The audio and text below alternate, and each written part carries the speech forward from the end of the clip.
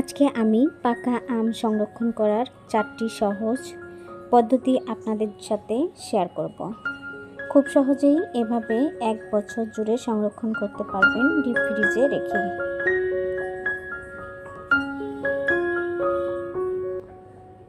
আসসালামু আলাইকুম এভরিওয়ান, কেমন আছেন সবাই? আই হোপ সবাই অনেক ভালো আছেন। আমিও আপনাদের দোয়া আর আল্লাহ পাকের অশেষ রহমতে আমার পরিবারকে নিয়ে অনেক ভালো আছি। আমি রুনাস ব্লগ চ্যানেলে ওয়েলকাম জানিয়ে শুরু করছি আজকের ভিডিও।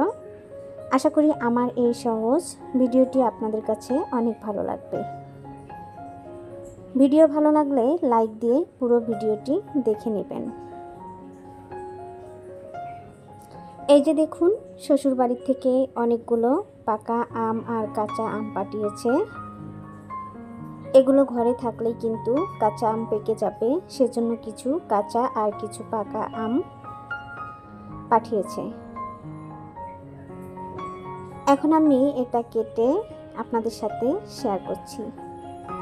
অনেকগুলো আমই কিন্তু পাঠিয়েছে আমার দেবর। এগুলো ছিল হাড়িভাঙ্গা আম। এই আমগুলো অনেক বড় বড় ছিল আর খেতেও কিন্তু অনেক মিষ্টি ছিল।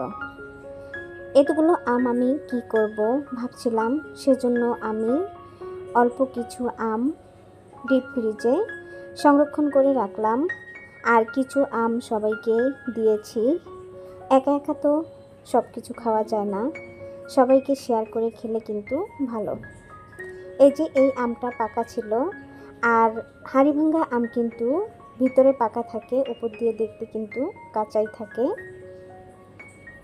এখন আমি কিছু কাঁচা আম বেছে আলাদা করে নেব, আর সাথে কিন্তু আমার 2 ছেলেও হেল্প করছে।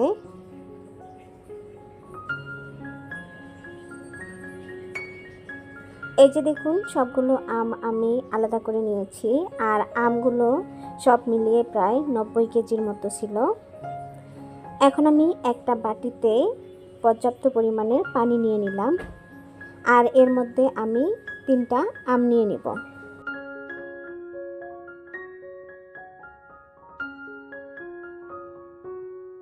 আমগুলো আমি ভালো করে পরিষ্কার পানি দিয়ে পানি চেঞ্জ করে করে কয়েকবার ধুয়ে নেব। আর এই আমগুলো কিন্তু ফরমালিন দেওয়া নেই, এটা একদম ফ্রেশ আম, যেহেতু গ্রাম থেকে পাঠিয়েছে। তারপরেও একটু সময় নিয়ে ধুয়ে নিলে কিন্তু ভালো হয়। এই যে আমগুলো আমার পরিষ্কার করে ধুয়ে নেওয়া শেষ। আমি একবারই ধুয়ে তারপর সেটা আপনাদের সাথে দেখিয়েছি, আর বাকিটা আমি অফ ক্যামেরায় ধুয়ে নিয়েছি। এখন আমি একটা সুতি কাপড় নিয়েছি, আর সুতি কাপড় দিয়ে আমগুলো ভালো করে পানি পরিষ্কার করে মুছে নেব। অবশ্যই কিন্তু আমগুলো ভালো করে সময় নিয়ে একটু মুছে নিতে হবে, যাতে করে আমের গায়ে কোনো রকম পানি না থাকে, আর পানি থাকলে কিন্তু আমগুলো নষ্ট হয়ে যাবে। আর আমি এটা প্রথম টিপস আপনাদের সাথে শেয়ার করছি, বা সংরক্ষণ করার প্রথম উপায়। এভাবে ফ্রিজে আম রাখলে কিন্তু অনেক দিন খেতে পারবেন, আর এভাবে কিন্তু নর্মাল ফ্রিজে রেখে দিলে অনেক দিন ভালো থাকে আর অনেক দিন খাওয়া যায়। এখন আমি স্টিলের একটা বক্স নিয়েছি, আর প্রথমে এর মধ্যে আমি কিছু টিস্যু পেপার দিয়ে দিব। আর টিস্যু পেপার দেওয়ার কারণে আমগুলো যে ফ্রিজে রাখলে একটা ভিজে ভিজে ভাব হয়, সেটা হবে না। আর পলিথিনে রাখলে কিন্তু আম বেশি দিন থাকে না, খুব তাড়াতাড়ি নষ্ট হয়ে যায়। আপনারা চাইলে কিন্তু এভাবে বড় কোনো বক্সের মধ্যেও রেখে দিতে পারেন বেশি করে আম। আর আমার আমগুলোর সাইজগুলো কিন্তু একটু বড় বড়ই ছিল, সেজন্য এটার মধ্যে রাখতে অনেকটাই কষ্ট হয়ে গিয়েছে, আর ঢাকনাটা আমি ভালোভাবে লাগাতে পারিনি। অবশ্যই চেষ্টা করবেন ঢাকনাটা ভালোভাবে লাগিয়ে রাখার জন্য, এতে করে আমগুলো নষ্ট হবে না। এখন আমগুলো রেখে তার উপর দিয়ে আবারও টিস্যু পেপার দিয়ে দিব।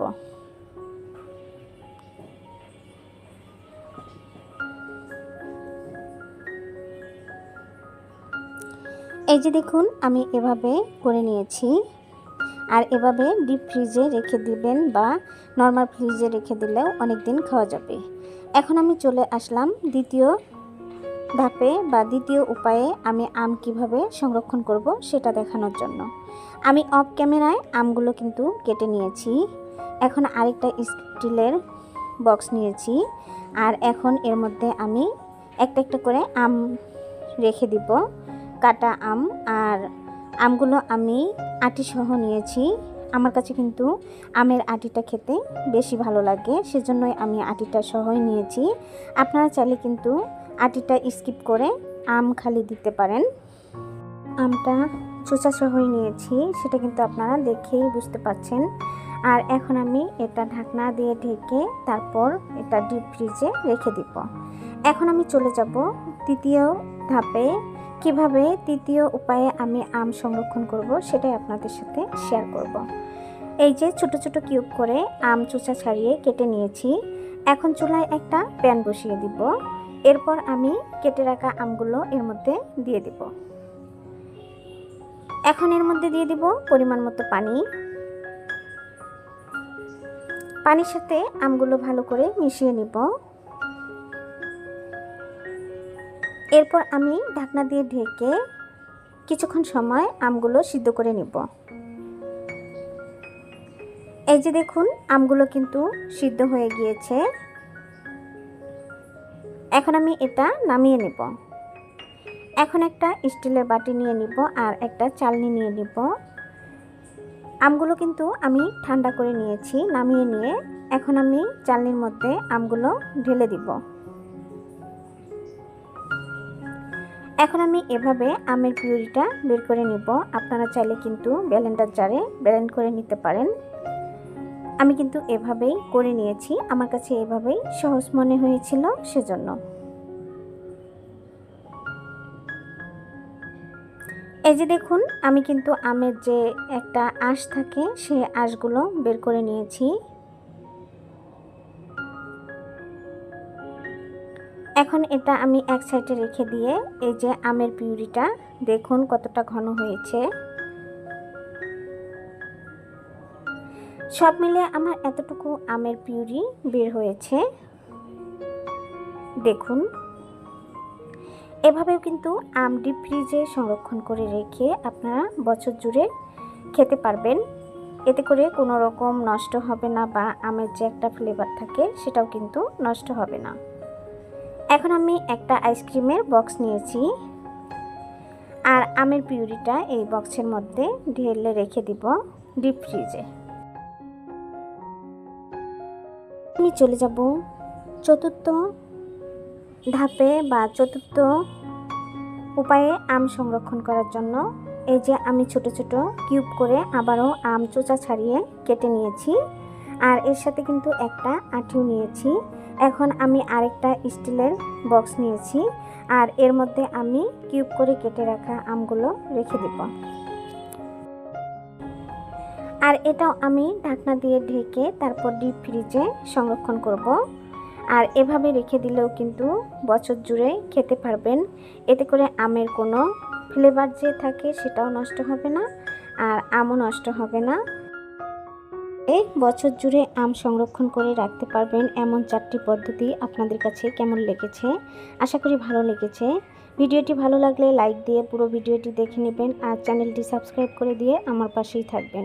আমার চ্যানেলে যদি কোনো নতুন বন্ধু এসে থাকেন অবশ্যই আমার চ্যানেলটি ভালোবেসে সাবস্ক্রাইব করে দিবেন। পাশে থাকা বেল আইকনটি অন করে রাখবেন। সময় সুযোগ বুঝে আমার ভিডিওটি দেখে নিতে পারেন। আর যারা অলরেডি এই কাজটি করে দিয়েছেন তাদেরকে অসংখ্য ধন্যবাদ। সবাই ভালো থাকবেন। আল্লাহ হাফেজ।